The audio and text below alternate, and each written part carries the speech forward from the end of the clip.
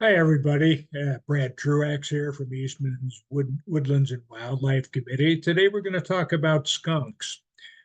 This is showing the striped skunk, which is the only skunk that we have here in New Hampshire. Skunks previously were considered part of the weasel family, but after some DNA research was done, they were placed in their own family, which only they and the stink badger are part of. The striped skunk is seen throughout the United States and southern Canada. The spotted skunk, on the other hand, is seen in western, midwestern, and southern U.S. And there are a few other skunks, such as the hognose skunk or the hooded skunk, and they're found in the southwest and in Mexico. As I mentioned, the striped skunk is the only skunk species found here in New Hampshire. And a striped skunk is about the size of a domestic cat. Their weight may fluctuate anywhere from 1.5 up to 13 pounds, and the total length varies between 18 and 32 inches. And their most common fur color is black and white, but some skunks have a brown or grayish color, and there are a few that are even cream colored. All skunks have stripes, even from birth, and there may be a single stripe across the back or the tail, or two thinner stripes, or a series of white spots and broken stripes. That's what the spotted skunk has. And some say that the skunks tend to have fewer stripes where there are fewer predators and less of a threat. And that's probably an evolutionary trait. So again, skunks are mostly nocturnal or crepuscular, again, meaning that they're most active at dusk and dawn. During the day, they shelter in their burrows, and they're usually solitary except when they're breeding. And they're not very territorial, so you might actually see more than one skunk in an area. And in colder areas, they may shelter together in communal dens for warmth. And particularly in the winter, the females may den together, but the males tend to den by themselves. And they're not true hibernators, but they do become relatively dormant in winter with less feeding and less activity.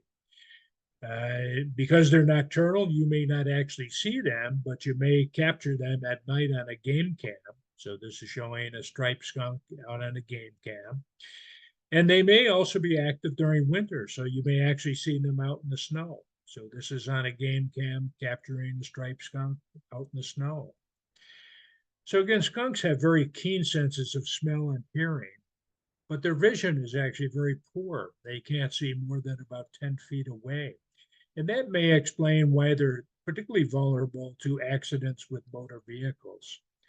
They have powerful front claws that make them very good at digging. And they also use those claws to break apart rotting logs to find insects that live within those logs. And those claws may actually also help them pin down and live and active prey. Of course, skunks are best known for their offensive scent. And again, in fact, because they're nocturnal animals, you may be more likely to smell one than to actually see one. And they use their anal scent glands for defensive purposes. The spray from those glands is a mixture of sulfur-containing compounds, thiols, that have the offensive odor. And their spray is accurate up to 10 to 15 feet, and they typically will aim it at the eyes of a predator. And the odor is powerful enough to ward off even bears or other attackers. And they only have enough scent in their anal glands for about 5 to 6 sprays before they have to reload. And it may take about 10 days for them to reload. So where do skunks live? They're actually very, very adaptable to a variety of habitats. They generally prefer open fields, pastures, open lots, or parks, and they tend to avoid wooded areas, but they've also adapted quite well to urban and suburban environments. They live in dens that they dig with their powerful claws or in burrows that were created by other animals. And they might also live under porches or buildings or in hollow logs. And the typical home range of a skunk is less than 2 miles in diameter. But their range of a skunk may vary depending on the season and the sex of the skunk. Skunks usually forage within about a mile of their den, but young skunks and male skunks may sometimes travel up to 5 miles to forage. And during breeding seasons, the male skunks typically will travel up to 4 to 5 miles each night. So skunks live in dens or burrows, and as we mentioned, they can dig those dens with their powerful claws, but they especially like to den in burrows that were created by other animals like groundhogs. And the entrance to the hole of the den is typically 3 to 4 inches in diameter, but it may lead to a larger cavity. And they often leave dirt or small rocks or stones outside the hole. Also like to hollow logs, or particularly under porches, crawl spaces, open garages, wooden rock piles, elevated sheds, or openings under concrete slabs. So some people consider them to be pests because of this. And skunk tracks or droppings nearby may be other signs that there's a den nearby. And skunks often dig multiple holes in the same area, which could be another sign of the presence of a den. And during the day, they shelter in these dens, and then they come out at night at dusk to hunt for food. So, what do skunks eat? They're omnivores. They typically eat lots of insects, larvae, earthworms, and grubs, but they'll also eat small rodents, lizards, salamanders, frogs, and snakes, birds, moles, and eggs. Skunks commonly dig holes in lawns in search for grubs and worms. And they use those sharp claws, as we mentioned, to break apart rotting logs looking for insects inside them. But sometimes they'll also eat berries, roots, leaves, grasses, fungi, or nuts. And they'll also eat garbage that's left outside by humans. And they'll also scavenge dead carcasses. They're actually one of the few predators of honeybees and yellow jackets. And it's posited that their thick fur protects them from getting stung by the honeybees or the yellow jackets. Their diet does vary by season. They eat lots of insects and bugs like beetles and crickets and larvae, particularly as they come out in the spring. And especially in summer, they'll dig those holes in lawns searching for grubs and worms. And they'll sometimes eat agricultural vegetation like corn, which may come out later in summer or in fall. And they hunt small mammals like white-footed mice and voles. And they'll also eat eggs from ground nesting birds like quail and wild turkeys. And they often scavenge carrion. We've even seen game cam pictures of them eating a carcass right alongside a coyote. Uh, in winter, skunks are not true hibernators. In the fall, they begin to build up fat stores in preparation for winter. And then in winter, they usually enter into a torpor, which is kind of a deep sleep from which they can be aroused. And they are less active and feed less during the winter. But they may also be active in winter, so don't be surprised if you see them in the snow. Actually, access to food is probably the biggest driver of activity. So if there's food available, they're probably up and about even in winter. And they become more active during the breeding season, which is usually February to April. Maine has reported more skunks this year and more skunks as roadkill. And we don't doubt that they're also more frequent in New Hampshire this year. And there are probably several reasons. Male skunks typically wait until February or March to search for a mate, but mild winters have them out looking earlier and longer. And hence, there's a massive bump in skunk population the following year after a mild winter. And the cyclical nature of hard mast may also play a role. We've mentioned in several of our videos that 2023 was a mast year for acorns. Well, skunks are not particularly big on acorns, but some of their prey are. So if there are more acorns, there's going to be more prey available and more skunks. Skunks actually prefer not to spray predators or other threats. Before resorting to spraying, skunks will hiss, they'll stomp their feet, raise their tail, and then they go into a more threatening posture, the headstand. They stand on their front legs with their hind legs spread out and their tail raised. This is showing a striped skunk that's getting ready to do a headstand. I mentioned stomping their feet. Before resorting to spraying, they often hiss and stomp their feet. And this baby skunk already has the stomping down pat. They stomp as a warning when they're threatened. I've never seen this type of a pattern in any other animal. Watch those feet. Move those feet up and down like this. Actually makes noise. They usually hiss at the same time. Oh my goodness! There's a mama with a whole bunch of young ones. So here's a spotted skunk that's doing the headstand. Again, it's a threat posture, and basically it means back off. So here's an actual video that was caught on night cameras at Arizona's Saguaro National Park. And they do this headstand to scare off predators. Skip the commercial.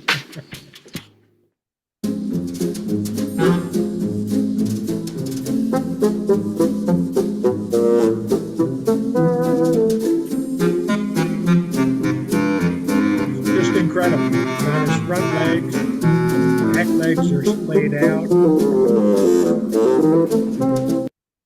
So that's the headstand. Skunks do have a number of vocalizations. They're generally very quiet animals, but they can make a variety of sounds. They can squeal, hiss, screech, whimper, grumble, and smack their lips. And we've already shown you how they can stomp their feet, which makes loud sounds. And these noises are used to communicate fear, pain, contentedness, or to intimidate predators. Skunks usually mate in early spring. The male skunks are polygamous. The female digs a den, and she alone cares for the young. And the litters are usually 4 to 7 kits. They're born in early summer after about a 60-day gestation. And the young are blind and deaf, but they already have some soft hair. And juvenile skunks actually are capable of spraying at about 8 days old, about 2 weeks before they're able to even open their eyes. And they grow pretty rapidly, and at 2 months, they're fully weaned and have fully operational scent glands. And they usually stay with their mother throughout the winter, and then they're ready to breathe on their own the following year. Skunks do have a few predators. Some larger mammals like coyotes, foxes, bobcats, and cougars may eat skunks, but they have to be very hungry and unable to find any other food before they'll attack a skunk. Perhaps the most frequent predator of the skunk are large birds, particularly the great horned owl. And some other nocturnal hunters like hawks, eagles, crows, and vultures will occasionally attack a skunk. Domestic dogs also kill skunks, and skunks often die as a result of road accidents.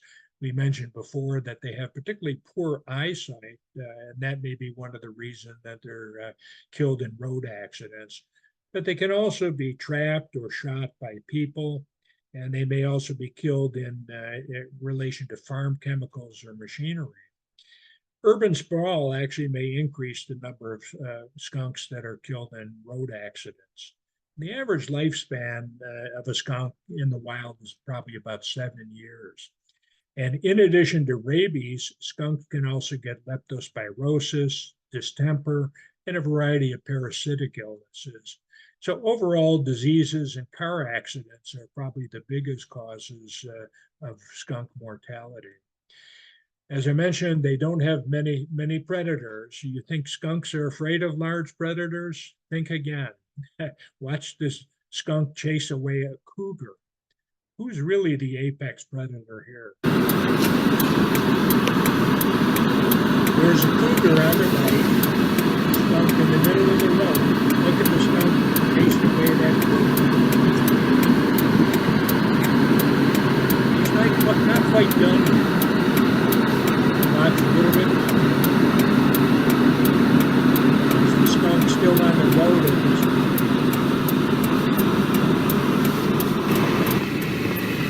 the cougar out in the brush.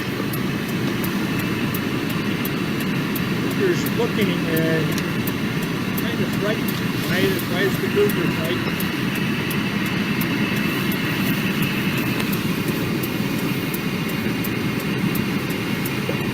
Because here comes the skunk. Look at that skunk chase that cougar. So who's really the apex predator there? And some animals simply don't know any better. Here's an inquisitive young bear that sees the skunk, and the striped skunk does the posturing thing, and the bear persists, and boom, the bear's going to get sprayed in the face. Oh, he's chasing a skunk. Sorry. Yeah, the bear's running after a skunk and it's standing like 3 feet in front of him. Oh, the skunk just charged at the bear with his tail raised. Oh my word, this is really funny. I got it on camera. I'm recording it. Oh, the bear just got sprayed and ran away. Oh, it's Okay. But there's one predator that they can't escape, and that's the great horned owl. That's their most feared predator. And they can attack a skunk even though the skunk may weigh 3 times their own weight. They're both out at night. And here you can see on the way to get this poor striped skunk here is a great horned owl. And the owls don't seem to be concerned about the odor. And the fact that they can swoop down suddenly and silently makes them very feared predators of the skunk. You can actually watch this incredible video at this URL. You can click on that, particularly in the attached the PowerPoint that we'll post on the Eastman web portal, or you can simply Google "owl attacks skunk" and see that incredible video. But here is a short version of the video, and it shows a great horned owl swooping down in the dark to attack this unsuspecting striped skunk. They're both nocturnal animals, but the silent flight of the owl left this poor skunk helpless. Such is nature's food.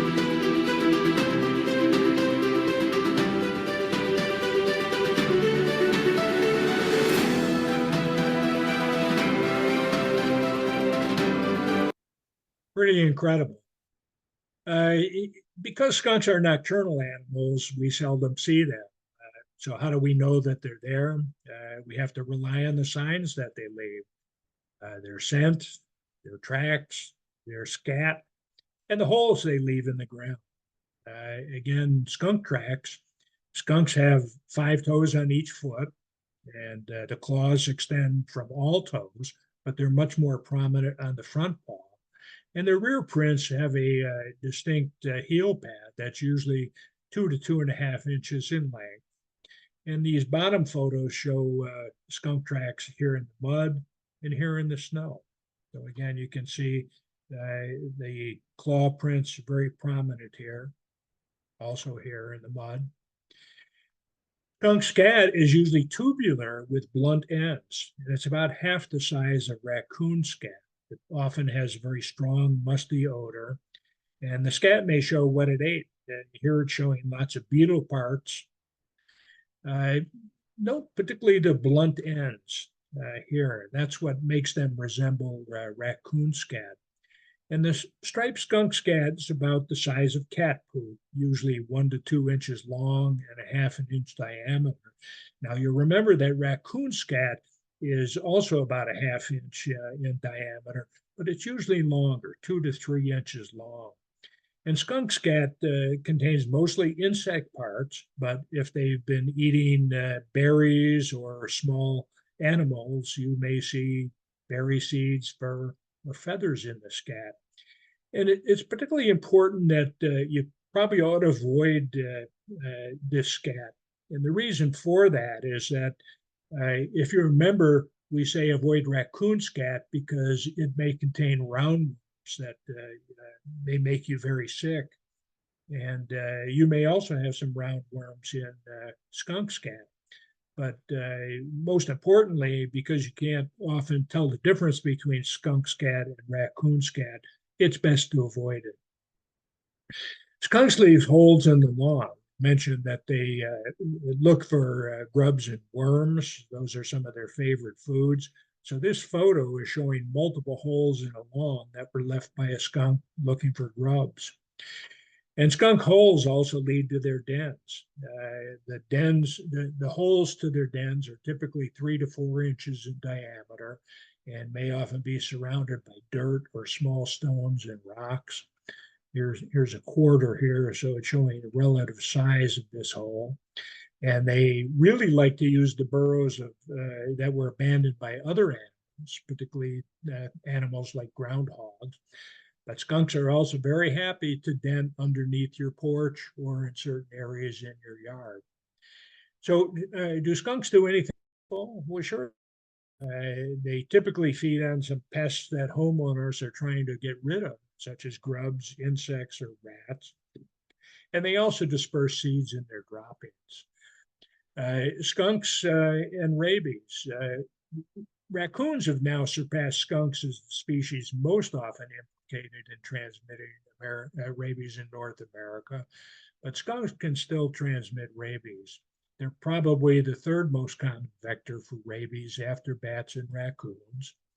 And while skunks are primarily nocturnal, if you see one during the day, it doesn't necessarily mean they have rabies. Signs that they might have rabies would be limb paralysis, circling behavior, boldness or unprovoked aggression, disorientation, staggering, or uncharacteristic tameness.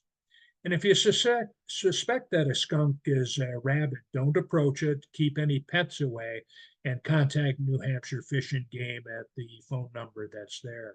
And if you get bit by a skunk, make sure that you seek medical attention immediately.